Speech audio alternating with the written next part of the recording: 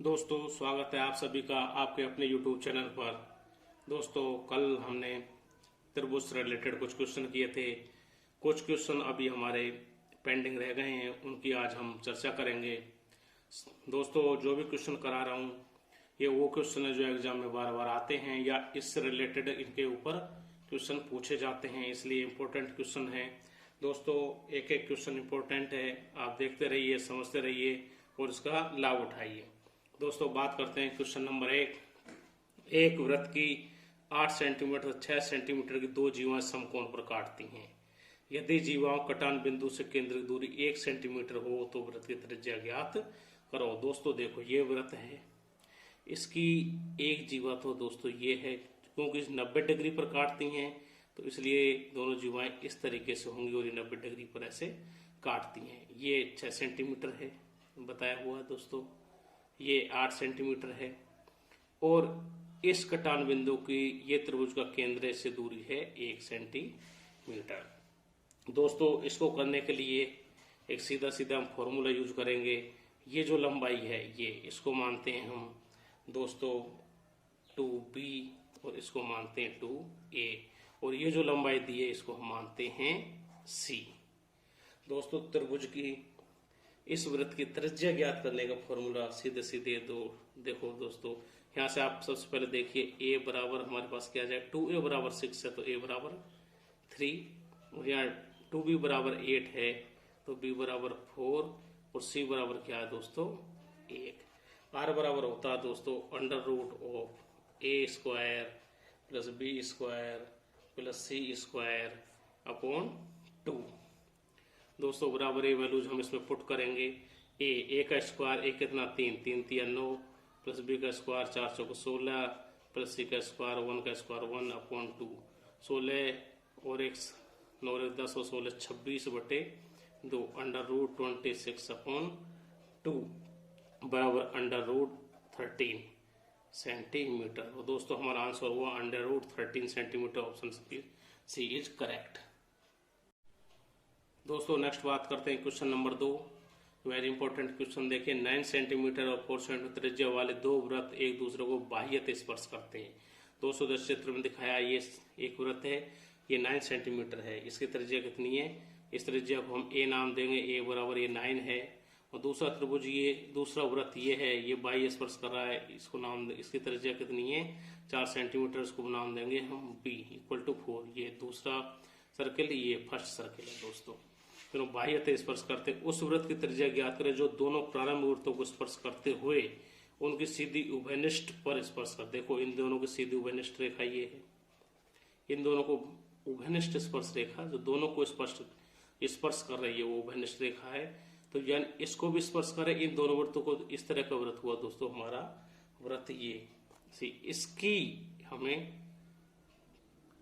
त्रिज्या ज्ञात करनी है। मान लो इसकी त्रिज्या सी है, मान लो इसकी त्रिज्या क्या है c है और ये इसकी वैल्यू a है और ये वैल्यू b है। दोस्तों यहाँ पे आप देखिए हम इसकी त्रिज्या ज्ञात करनी है, तो इसके लिए हम दोस्तों सीधे एक फॉर्मूला यूज करेंगे।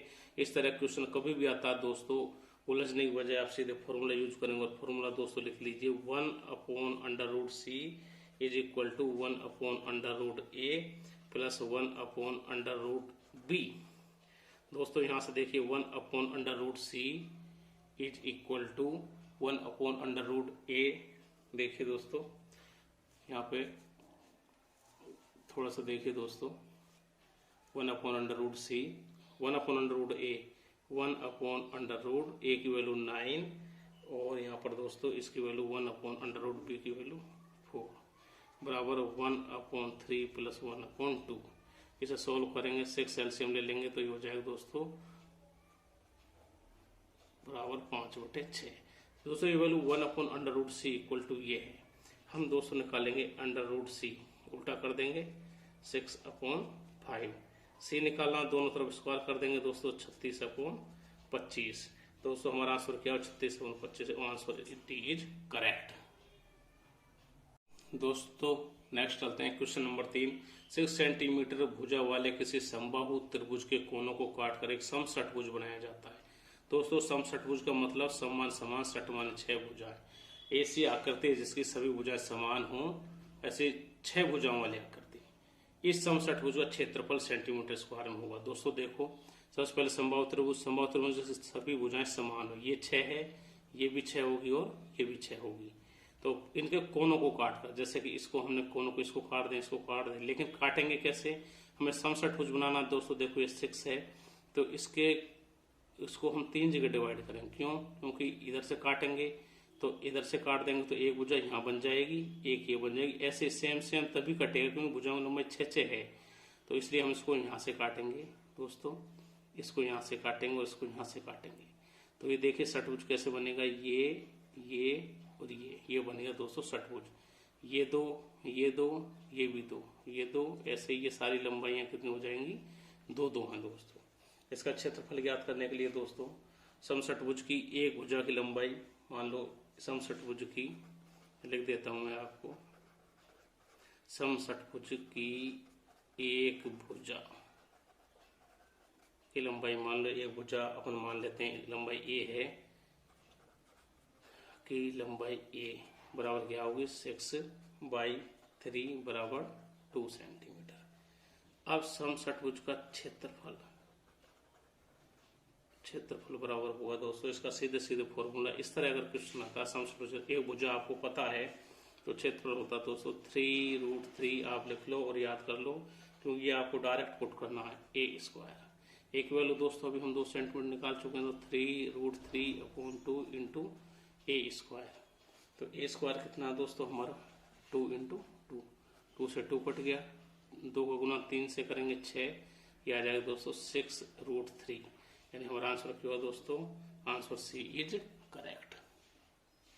दोस्तों नेक्स्ट क्वेश्चन की बात करते हैं। दोस्तों देखिए, समान शीर्ष वाले 2 समद्विबाहु त्रिभुजों क्षेत्रफल का अनुपात 1:4 है, उनकी ऊंचाइयों में अनुपात क्या हुआ? दोस्तों देखो, 2 समद्विबाहु त्रिभुजों का क्षेत्रफल, एक समद्विबाहु त्रिभुज मान लो ये है, इसकी 2 भुजाएं समान है, इसकी लंबाई a, इसकी लंबाई, ये त्रिभुज ABC है। एक दूसरा समद्विबाहु त्रिभुज है दोस्तों PQR, इसकी लंबाई ये और ये 2 भुजाएं समान है। इनके क्षेत्रफलों का अनुपात दिया दोस्तों आपको, इसका क्षेत्रफल 1 अनुपात इसका है 4। दोस्तों इनकी ऊंचाई का अनुपात आपको पूछा है कि इनकी ऊंचाई में अनुपात क्या हो, यानी कि इसकी हाइट, जैसे कि इसकी हाइट ये है और इसकी हाइट ये है। दोस्तों इस तरह के कभी भी क्वेश्चन आता है, आपसे ऊंचाई में अनुपात पूछता तो दोस्तों सीधे क्या करना है आपको? इसका रूट लेना है और इसका रूट लेना है, यानी 1:2। ये किसका? हाइट h1 अनुपात h2 क्या आ गया हमारा? 1:2। तो आंसर आपका दोस्तों ए। दोस्तों बात करते हैं क्वेश्चन नंबर 5। सबसे पहले क्वेश्चन पढ़ते हैं, कर्ण 16√2 सेंटीमीटर समकोण समद्विबाहु त्रिभुज। देखो दोस्तों क्वेश्चन में थोड़ा सा इसने अच्छी चीज लिखी है, समकोण और समद्विबाहु त्रिभुज का क्षेत्रफल होगा। दोस्तों समकोण त्रिभुज आप देखते हैं कि इस तरह का होता है, इस तरह का। ये भुजा सबसे बड़ी भुजा होती है, इसने कर्ण की वैल्यू दी है 16√2। समद्विबाहु हुआ तो दोस्तों ये दोनों भुजाएं इसकी समान होंगी। मान लो ये अगर x है और ये x हमने मान लिया, तो दोस्तों इसकी जो वैल्यू होती है इस तरह की, ये x√2 के बराबर होती है। तो दोस्तों यहाँ से इससे आप देखिए x की वैल्यू क्या आ गई दोस्तों, यहाँ से सीधे √2 आ जाएगी। ये √2 x की वैल्यू, सॉरी √2 तो x की वैल्यू आएगी 16, x की वैल्यू क्या है 16। अब इसका क्षेत्रफल क्या होता है दोस्तों? हाफ आधार गुना ऊंचाई। आधार इसका x है, ऊंचाई भी x है, तो क्या हो जाएगा? x², यानी हाफ इंटू 16 इंटू 16, 2 से 8 बार कट जाएगा, 8 का गुना करेंगे तो दोस्तों इसमें आ जाएगा, ये देखिए 8 8 8 4 12 128 सेंटीमीटर स्क्वायर आपका आंसर आ जाएगा। आंसर आपका बी इज करेक्ट आंसर। दोस्तों नेक्स्ट क्वेश्चन की बात करते हैं। क्वेश्चन नंबर 6, किसी त्रिभुज ABC की 2 माध्यिकाएं AD और BE समकोण बनाते हुए G पर काटती हैं। दोस्तों देखो इस त्रिभुज बना हुआ है ABC, इसकी माध्यिकाएं हैं दोस्तों AD, ये AD है और ये BE समकोण बनाते हुए, यानी ये दोनों कैसे काट रही हैं? समकोण पर काटती हैं, और ये पॉइंट है G। तदनुसार यदि AD 9 सेंटीमीटर, AD 9 सेंटीमीटर और ये A से लेकर D 9 सेंटीमीटर है तथा BE यहाँ से लेकर यहाँ तक ये 6 सेंटीमीटर हो तो BD की लंबाई यानी इसकी लंबाई हमें निकालनी है।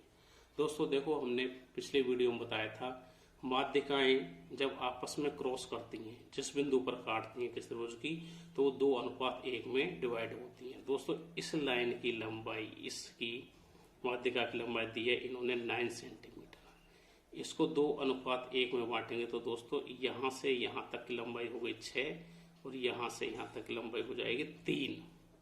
ऐसे दोस्तों ये माध्यिका है, इसकी लंबाई इन्होंने दी है कितनी, 6 सेंटीमीटर, ये दिए 6। इसको भी 2 अनुपातों में बांटेंगे, 2:1 में दोस्तों हो जाएंगे 4:2, यानी कि ये तो हो जाएगी दोस्तों 4 और ये हो जाएगी 2। ठीक है दोस्तों, 4 और 2 अनुपात में हो जाएगी। अब हमें दोस्तों निकालनी है, देखिए ये 90 डिग्री एंगल है तो दोस्तों ये इस एंगल पर ध्यान देंगे, ये हो गया समकोण। 90 डिग्री के सामने वाली भुजा कर्ण होती है, तो कर्ण निकालना होता है हमें दोस्तों, कर्ण बराबर होता है अंडर रूट ऑफ इन दोनों भुजाओं के स्क्वायर का सम यानी योग। देखिए 4 का स्क्वायर प्लस 3 का स्क्वायर बराबर अंडर रूट 16 प्लस 9 बराबर अंडर रूट 25 यानी कि 5। तो हमारा आंसर क्या होगा दोस्तों, आंसर इज सी। दोस्तों बात करते हैं नेक्स्ट क्वेश्चन की। जैसा आप देख पा रहे हैं स्क्रीन पर क्वेश्चन नंबर 7, यदि किसी समबाहु त्रिभुज के परिमाप मतलब बाउंड्री की लंबाई का संख्यात्मक मान उसके क्षेत्रफल का √3 गुना है तो त्रिभुज की हर भुजा की लंबाई। दोस्तों समबाहु त्रिभुज है, समबाहु त्रिभुज की प्रत्येक भुजा की लंबाई बराबर होती है और मानो वो लंबाई है a, मान लिया हमने। दोस्तों समबाहु त्रिभुज का क्षेत्रफल क्या होता है, ये आप लिख सकते हो √3/4a²। ये क्षेत्रफल निकालने का फॉर्मूला होता है। क्वेश्चन में दिया हुआ है कि समबाहु त्रिभुज परिमाप, और परिमाप क्या होगी दोस्तों, समबाहु है, सभी भुजाएं समान है, एक भुजा लंबाई a है, तो परिमाप हो गई दोस्तों उसकी परिमाप 3a, ये परिमाप हो गई। अब प्रश्न में दिया क्या है दोस्तों, ये 3a बराबर है √3 गुना है क्षेत्रफल के। क्षेत्रफल कितना दोस्तों, √3/4a²। अब देखिए दोस्तों ये √3 का √3 से गुना होगा 3 हो जाएगा, ये दोनों इस 3 से कट जाएंगे, ये a स्क्वायर कट जाएगा, तो दिस इज इम्प्लाइज a बराबर आ जाएगा दोस्तों 4, इधर आ जाएगा, इधर a रह जाए, a बराबर 4, यानी कि भुजा की लंबाई है दोस्तों 4 यूनिट। दोस्तों क्वेश्चन नंबर 8, समकोण त्रिभुज का लंब केंद्र होता है। समकोण त्रिभुज का लंब केंद्र, दोस्तों मैंने पिछले वीडियो में बताया था लंब केंद्र, जैसे समकोण त्रिभुज की बात करें, ये आपका समकोण त्रिभुज है। लंब केंद्र होता है दोस्तों शीर्ष से सामने वाली भुजा पर डाले गए लंब, शीर्ष लंब का कटान बिंदु। देखो इस शीर्ष से सामने लंब डालेंगे तो पहले से ही 90 डिग्री पर होता, तो दोस्तों इसका लंब यही होगा, शीर्ष लंब ऐसे जाएगा, और इस शीर्ष से डालेंगे तो इस पर शीर्ष लंब इस तरह जाएगा दोस्तों, और इस शीर्ष से इस पे लंब डालेंगे तो दोस्तों ये डाल लो, लंब डाल लिया आपने, और ये कटान बिंदु क्या हुआ, ये ही इसका कटान बिंदु होता है दोस्तों। तो इसमें क्या, जो समकोण वाला कोण का शीर्ष होता है वही लंब केंद्र होता है समकोण त्रिभुज में। तो ऑप्शन है सर दोस्तों बी, समकोणीय शीर्ष पर, ये आपका आंसर होगा दोस्तों। क्वेश्चन नंबर 9, एक त्रिभुज के कोण x+5, 2x-3 व 3x+4 हैं, तो x क्या हुआ। दोस्तों आप जानते हो लास्ट टाइम बताया था त्रिभुज के तीनों आंतरिक कोणों का योग 180 डिग्री होता है। तो दोस्तों x+5 + 2x-3 + 3x+4 क्या होगा, 180 डिग्री। इनको ऐड करेंगे, ये x 2x 3x ये हो गए दोस्तों 6x, और ये 5 में से 3 गए 2 और 4 6 बराबर 180 - 6, और ये कितना हो जाएगा दोस्तों 174। x बराबर दोस्तों 174/6, 6 से भाग देंगे दोस्तों, 6 से भाग देंगे, 6 दूनी 12, 5 6 9 54, x आया दोस्तों 29। दोस्तों क्वेश्चन नंबर 10, AD एक त्रिभुज ABC की माध्यिका है।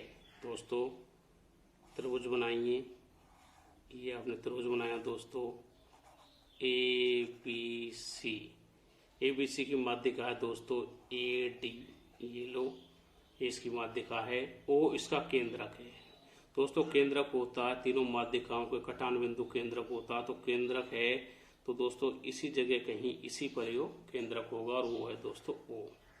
और AO बराबर 10 है दोस्तों। A से O ये यहाँ से लेकर यहाँ तक कितना दोस्तों 10 सेंटीमीटर है। तो OD की लंबाई ज्ञात करो, यानी इसकी हमें लंबाई ज्ञात करनी है दोस्तों। लास्ट वीडियो में हमने बताया था आपको, अगर त्रिभुज की जो माध्यिकाएं हैं, त्रिभुज की माध्यिकाओं को केंद्रक 2:1 में डिवाइड करता है। तो ये माध्यिका है, इधर तो होगी ये 2 और इधर होगी 1, 2:1 में। ये 10 है तो दोस्तों इसका अनुपात कितना हो जाएगा 2, ये इधर दुगुना, इससे दुगुना होता है 10 है तो दोस्तों कितनी हो जाएगी 5। तो इसकी लंबाई दोस्तों OD हमारी बराबर कितनी हो जाएगी 5।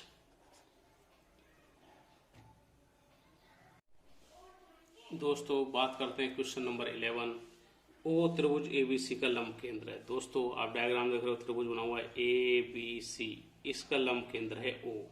यदि कोण BOC 120 है, BOC ये एंगल है दोस्तों, इतना एंगल ये है दोस्तों 120, तो BAC क्या होगा दोस्तों। इन्होंने पूछा BAC, ये एंगल इन्होंने पूछा है दोस्तों। एक बात ध्यान रखना, कभी भी अगर लंब केंद्र की बात आती है तो दोस्तों लंब केंद्र होता है जो लंब केंद्र पर बना इस तरह कोण, किसी शीर्ष और शीर्ष के सामने बना हुआ कोण, ये दोनों मिलकर 180 डिग्री के होते हैं दोस्तों।